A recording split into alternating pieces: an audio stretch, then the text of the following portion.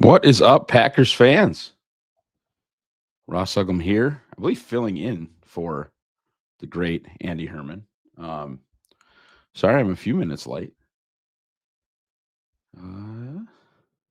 Just making sure we're live. Sound off in the chat if you can hear me, and we're rocking and rolling. I do believe we are rocking and rolling. As you can see, I've got my Cheese Tour top, rocking and rolling. Got the Packer Report hoodie. I am, of course, Ross Uglem, the publisher of Packer Report, as Green Bay fixing to take on the Minnesota Vikings today as roughly touchdown favorites. And I wouldn't call it a must-win game. I get it's silly when you're 6-3-1 and dropping to 6-4-1 wouldn't, do that much to you. Certainly,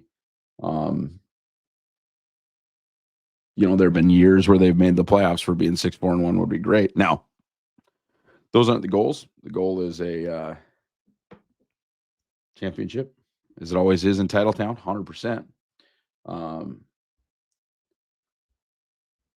But I think you got to win this game if you're going to take yourself seriously. That's the big thing for me. The season's not over if they lose today. I think even for me, who believes kind of in the coach and the quarterback, as far as if you have a coach and you have a quarterback, you got a chance. I think if they lose the game today and then you don't see like some super significant change in the way that they call plays, Jaden Reed comes back and the offense looks completely different. Somebody, a defensive personnel change, a defensive scheme change, although they're playing pretty well. I think it would be hard to take the team seriously. I think it would be hard to take the team seriously if they lost the game today. But that's enough with the negativity. It's an opportunity today. Opportunity to go 7-3-1. An opportunity, I think, too, with some of the other games, although it looks like Mason Rudolph going to go for the Steelers. You hate to see that. But, at least a opportunity for the Bears to drop a game here. Only 3-point favorites at home. And I'm sure that line reflects the fact that Rodgers is down. But an opportunity. I'm not probably going to put it on the Giants to beat the Lions on the road, but you never know. This Minnesota team just beat the Lions in Detroit. It certainly can be done. Yeah, let's touch on inactives. Not great, as inactives usually are not. When you're a Packers fan, it's been rough once again. And I don't know what the answer is, though this Vikings team seems to have it, right? They just got their center back.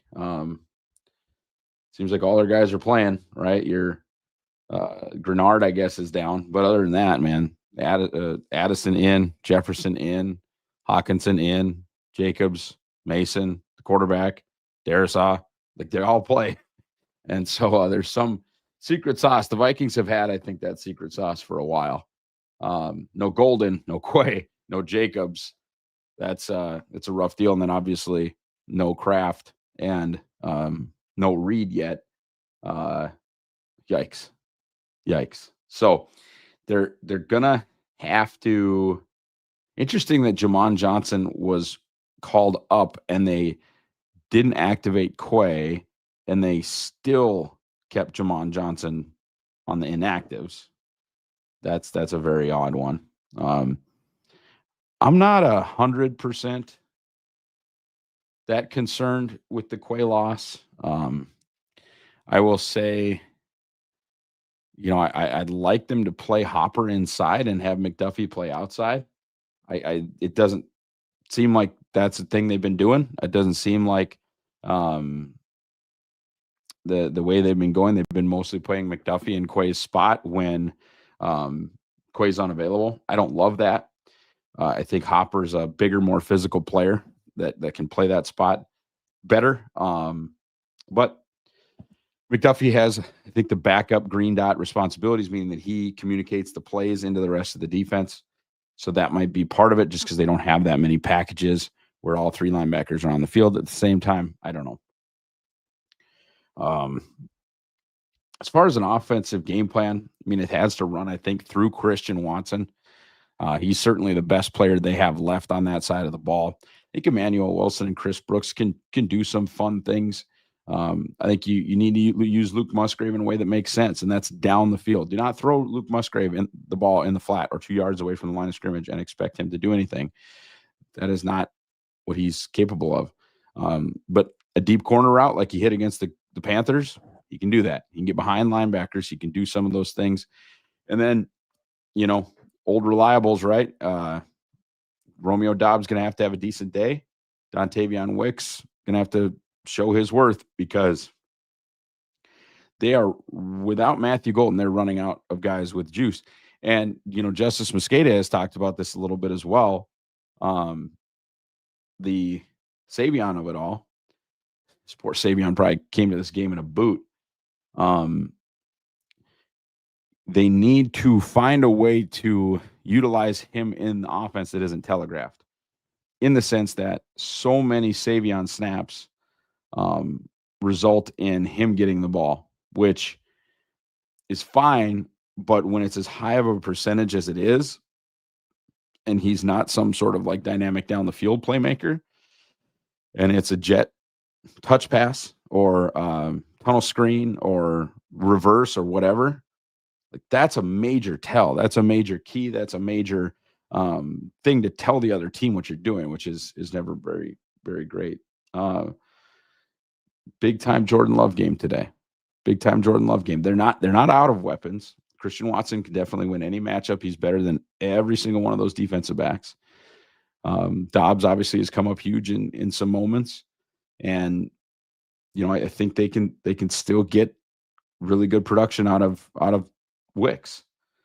But man, no Golden is tough, especially when Reed's not available. You get very similar in body types and what they can do, other than, I think you're going to see a big Christian Watson day from the slot, and I think you're going to get Dontavion Wicks in the slot as well. Let's dive into some of the questions. Do we think Packers will use more quick game with all Flores as blitzing? Yeah, they're going to have to get it out. The only problem is, unless Watson's really able to get in the open and utilize his speed, it's not like he has a ton of quicks or he's got quicks, excuse me.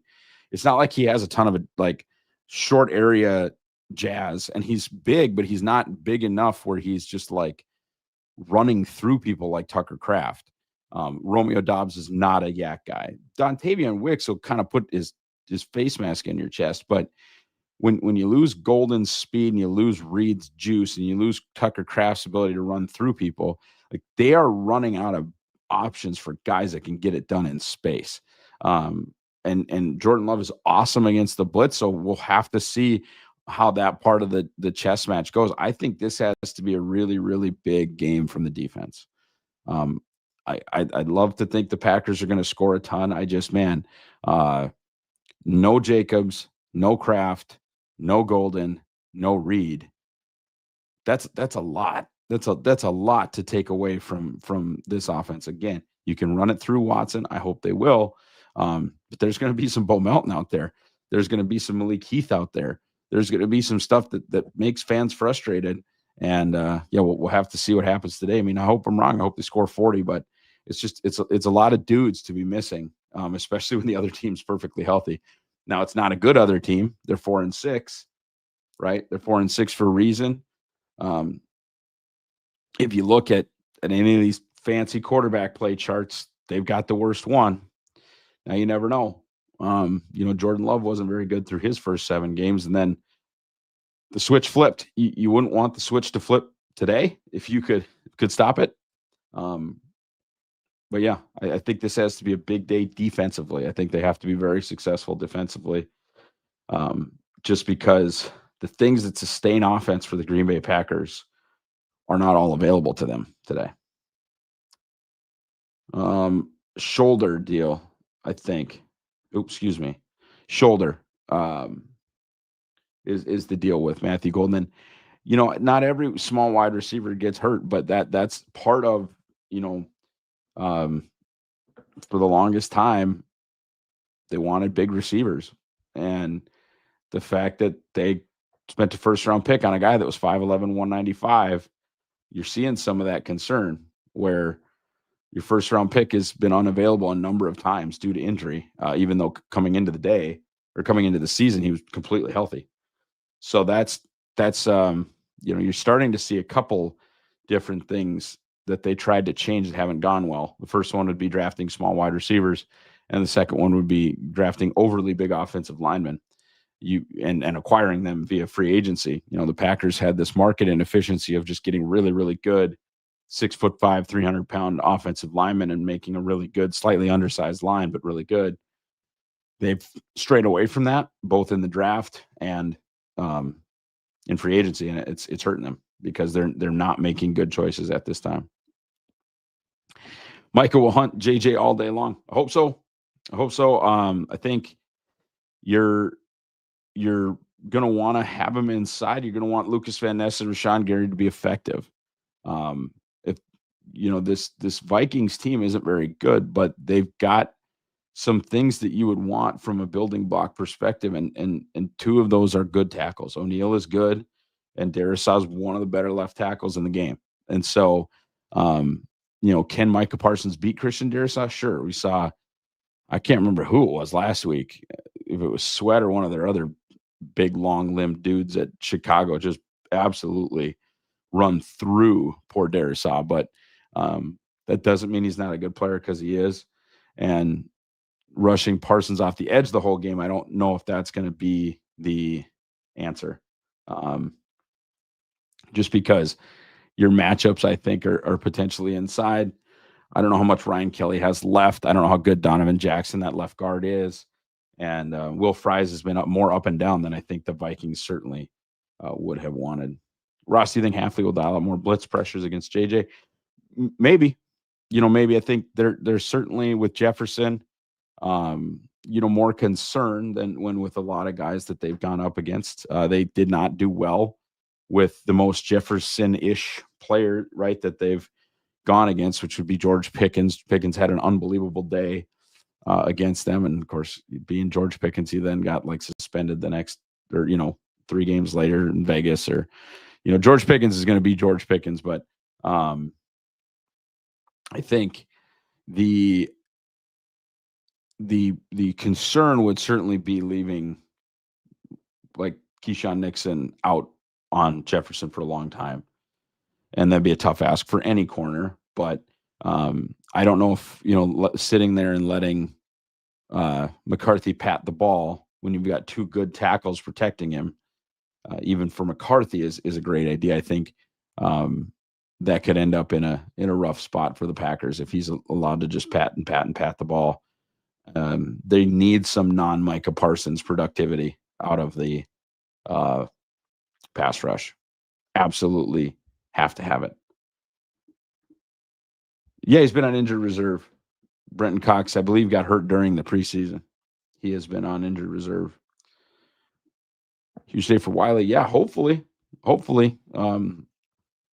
He's, I don't know that he's necessarily a better player than Musgrave, but he is far and away more of a Tucker Kraft clone than Musgrave is. Right? Like Musgrave is designed to stretch seams and run those wheel routes, like the one he scored on against Dallas in the playoffs, the one he almost should have scored on against Chicago in week 1 of his rookie year. Like you want him down the field. If you want to throw a check down and pray that somebody, a tight end runs over someone or runs around someone, that's going to be Wiley. And certainly from a lead blocking perspective, that's Wiley as well. I think he's an interesting player. They were able to move him around quite a bit. Fitzpatrick seems, usable in the way that they want him to be usable.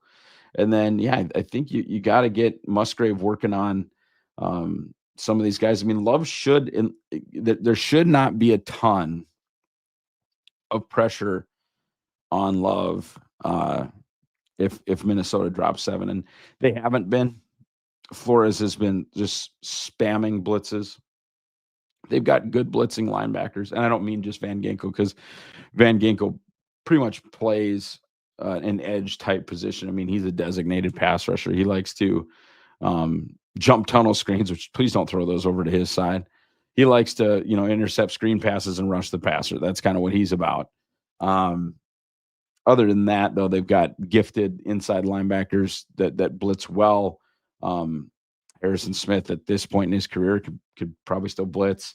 Metellus is a good blitzer. I don't know if he's available today. I think he is, because Minnesota never has anybody injured. Yeah, they're pretty darn good at blitzing, but their corners don't hold up very well. And so if Grenard can't play, which he's not, right, you're going to have to bring 5-6 guys to get to Love. Got to start winning on the back end. It's a huge deal. Got to start winning on the back end. And I think they have to commit to throwing the ball. This will be an interesting deal. I listened to Justice talk to Andy, and I think maybe he might not be talking about me, and that's fine. But he might be. And what I guess I've said about the Jacobs situation is not necessarily that Jacobs is a bad player, because he's definitely not. But I have wanted to see the Packers offense without Jacobs, because it forces them to run a modern NFL offense. It forces them to throw the ball. It forces them to use their $55 million quarterback.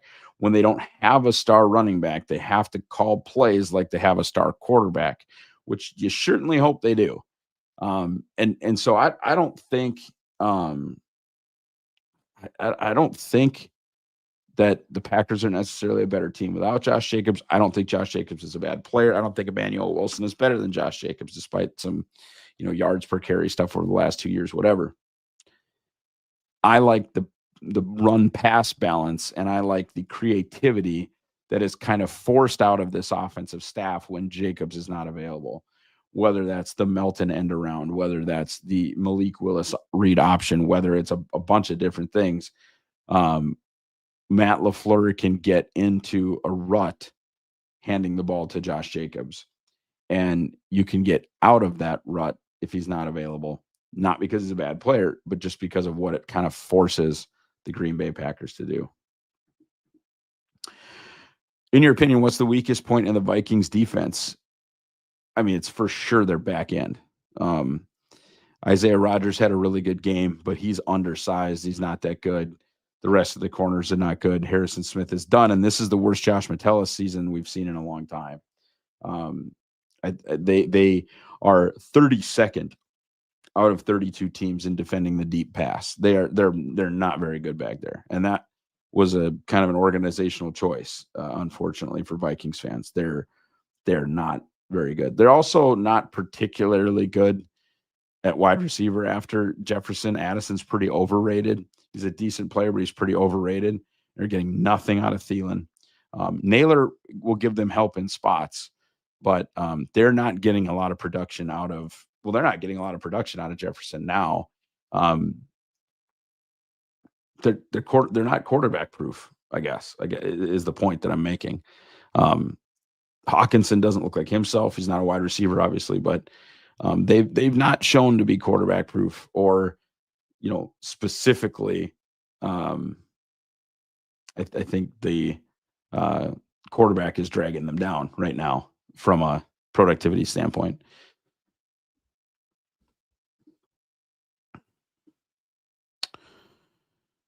I don't know. What can we do to limit all these third and long conversions with easy completions up the middle? I mean, Quay's not playing. That's helpful, sort of, in that he's responsible for a lot of those completions. And the fact that Nixon doesn't have a lot of ability to turn. I mean, that's the biggest issue with him, right? Keyshawn is his lack of fluidity. Keyshawn is a very fast athlete. He's an explosive athlete in a straight line. That's why you play a lot of thirds and quarters with him. But on in breakers, and especially any type of whip route or post corner or anything like that, where you make him turn more than once, it gets ugly. And so when guys turn inside and it's not Valentine, who's a very fluid athlete, those inbreakers are open and they just kind of pick the windows behind the linebackers. Those linebackers often don't drop to depth. Quay is a problem there, and Cooper has been honestly a problem there. So you take Quay out and you're like, okay, well, they're going to be, maybe better in pass coverage at the linebacker position. I don't know. I don't know how much Hopper gives you in line in coverage. I don't know that they're even going to put him in that position. And McDuffie is as bad or worse in space than Walker. They don't have that, like, and this is a throwback for olds. They don't have that, like Brandon Chalar, who you just throw in there to try to cover tight ends and blitz a little. Like their pass rushing linebacker, they've tried that at times, right? Like they drafted Oren Burks, who, by the way, at this point is a good pick because, or not a good pick because he didn't end up with Green Bay, but a useful pick in that he's still in the league after all these years. He would have exceeded the expectations for your average third round pick at this point. That's neither here nor there. Tried with Oren Burks, had like Morgan Burnett play some nickel linebacker, certainly have had Adrian Amos play some nickel linebacker. So you've tried to address that, and right now they just don't have it addressed. So the middle of the field is going to be soft until they decide to put, more single high stuff where you'd have a robber or a rat, and Evan Williams could do that, Xavier McKinney could do that, but they're not going to kind of take there's two safeties and invert them where they're going to play some single high and then have a lurker in the middle here. They're going to struggle to defend the middle just because their linebackers aren't particularly good in coverage, and very few teams have really, really good linebacker pass coverage. It's an issue across the league.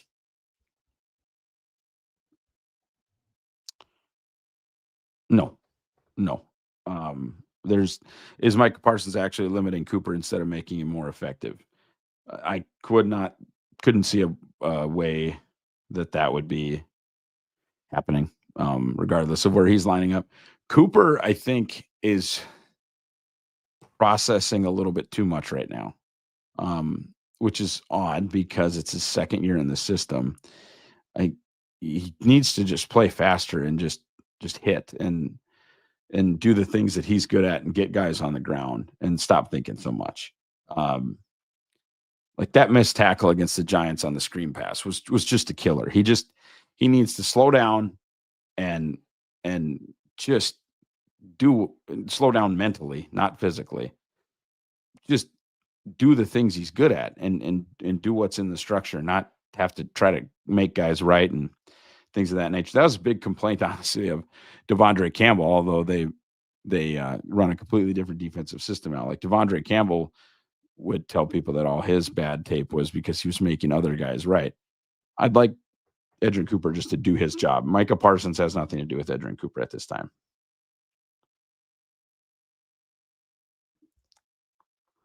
That is the $1 million question. Hopefully soon. It sounds soon for both him and Reed, which would be great. Bullard as a nickel linebacker sounds way better. I would actually use Evan Williams as a nickel linebacker before I would use anybody, and then you could use you could try a version where Nate Hobbs, once he's healthy, comes in and plays some inside corner where he's actually shown to be useful. Then maybe drop Bullard back or even see some Catano Ladapo. I don't know. Bullard is pretty small for a nickel linebacker. Even as a convert, even as a safety convert. Bullard is more cornerback size. I mean, he's playing corner now. He's playing slot corner, but he's playing corner now.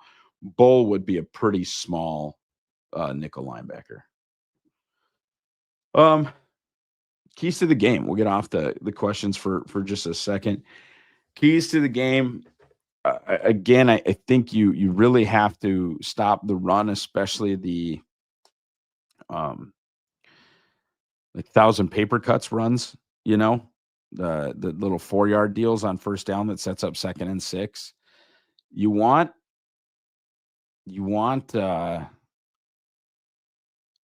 McCarthy, you want the ball in McCarthy's hands, right? That's what you want. You want the game to be decided by his decision making and his accuracy. And to do that, you need to win on first and second down. And without Quay, that's interesting. I mean, not that he's some elite player, but um, he's certainly helpful when going towards the ball. I think he maybe is borderline elite in that skill, whether it's blitzing or head down run fit, going forward. It's Quay drives me nuts in space, giving up completions over his head, not run defense. He used to drive me nuts in run defense because he would run in the wrong gap and they'd give up explosives. But he's been pretty good, and now they have to replace pretty good with either Isaiah McDuffie or Tyron Hopper, and Duff has just not proven to be big enough to do this, regardless of skill or technique or whatever. It's just not a very large human when teams are running duo and comboing centers and guards into his face. It's just not great. So that's a big key to the game is win first and second down, make McCarthy throw. Another big key to the game defensively is just pay attention to Justin Jefferson and pay attention to Keyshawn Nixon. Long-term island coverages that leave Nixon on Jefferson for a long amount of time are going to be bad. It's going to be. It is going to be not great for the Packers. Offensive keys. I think committing to throw it and running the offense through Christian Watson. I think it's important. He's their best player right now. He is the athletic matchup difference that they're going to win in and out and in and out and in and out every single time. There's not a player over there that can match up with him athletically. And I think they've got to feed him like he's the best one they've got. And sometimes they tend to forget about that. Love gets locked onto Dobbs, and sometimes that's a recipe for drops, man. And even sometimes a recipe for, like, against the Bengals. Dobbs could not beat DJ Turner to save his life, and Love just kept throwing it over there. So I think focusing on your Watson matchup, and then I think trying to get some shots. I think certainly with the way they blitz, you could get Musgrave lined up on someone who can't run with him. Certainly get Christian lined up on someone who can't run with him. I think those are some keys to the game. And then pass pro's huge. I think use Chris Brooks in this game. Pick up those blitzers. Those are some keys to the game, I think. Okay. When Reed returns, you think the core will be Reed, Watson, and Golden, or do you see Dobbs or Wick's favorite instead? I mean, Golden is the fourth receiver now. I know he's not available today, but it's Watson, Dobbs, and Wicks now. So I would not see them elevating Golden in that position unless some guys got hurt. And they rotate a ton, so all these guys get snaps. That's why I think a lot of that was so overrated. But in the like targets and pecking order argument part of it, I think that it would be. I don't foresee Golden jumping where he is now after they add a player that basically plays his position, because they've moved Golden inside a lot to get him free release matchups against nickels and safeties and things of that nature. Golden has that inside outside flexibility. Reed does not. They don't play Reed outside. So I think Jaden Reed coming back would probably not be great for Matthew Golden's share. For sure, I guess I would say Watson. Yeah. The issue is, like, the quarterback is obsessed with Romeo Dobbs, despite a lot of evidence that maybe that should not be the case. I think your Reed, Watson, Golden, Wicks would be your most talented group. But Romeo and Jordan just have that trust. kind of back of a napkin sandbox stuff that Rodgers always had with Adams. And obviously Adams is a much better player. But like, I don't know. I think early Rodgers always kind of had Jordy as a safety blanket. Maybe that's what it is. I don't know. Yeah, it's a good question.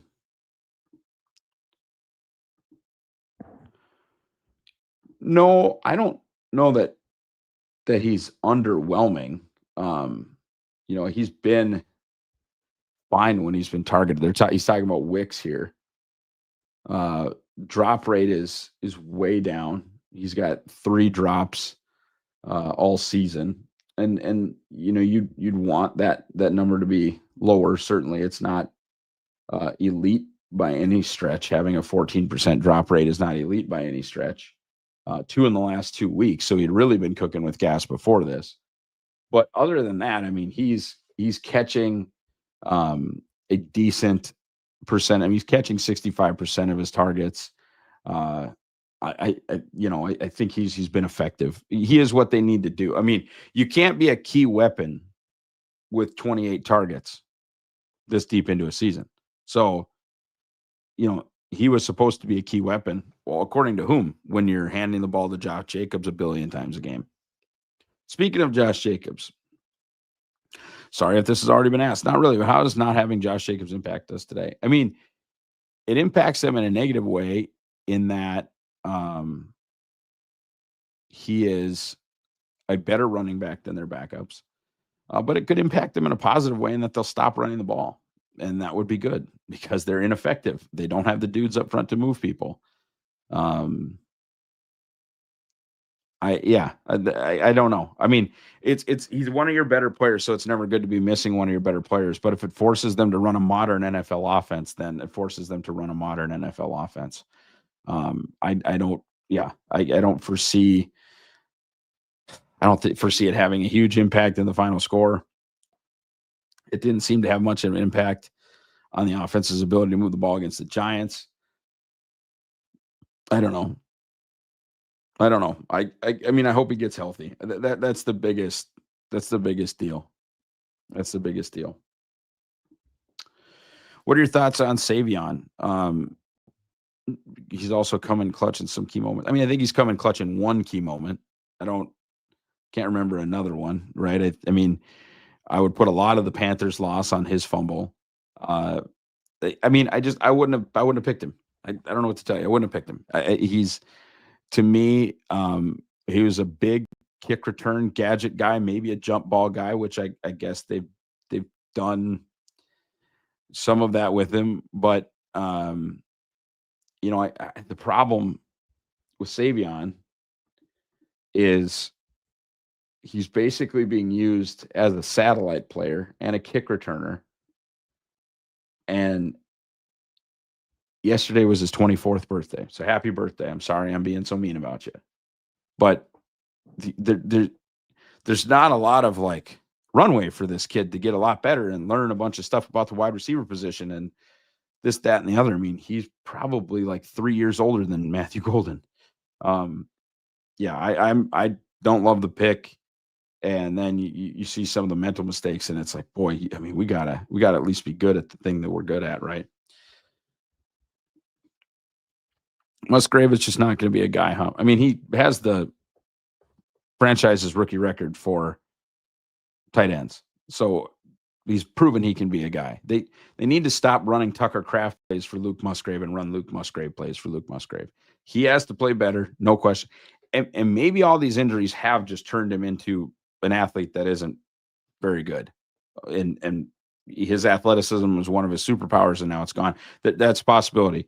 But he holds the franchise's rookie record for tight end production for a rookie while Tucker Kraft was on the roster. He was good in the Panthers game. Throw him the ball down the field. Stop throwing him the ball at the line of scrimmage and expecting him to do things he doesn't do.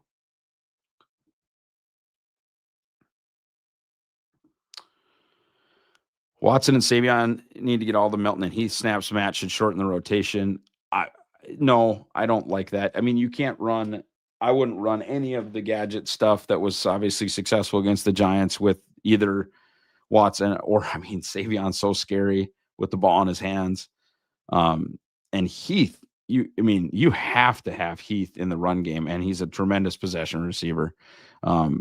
Yeah, I mean, I like Watson and Heath together because they move people, and you can run some outside stuff with them. Um, but yeah, your best player with the ball in his hands right now is probably Bo Melton, which is crazy. It might be Christian Watson, but you don't want to like you don't want him to get hurt doing gadget stuff like that. Yeah, I Savion, to me, I don't know what he's earned other than one miracle jump ball where the quarterback had to tell him where to run. I don't know, man. Do you think that Good is drafting poor or that the development is worse than what we are accustomed to? I mean, they're 6-3-1 and they're favored to go 7-3-1. So I don't know if I understand the question. I don't they're a winning football team. I don't I don't understand the question, I guess.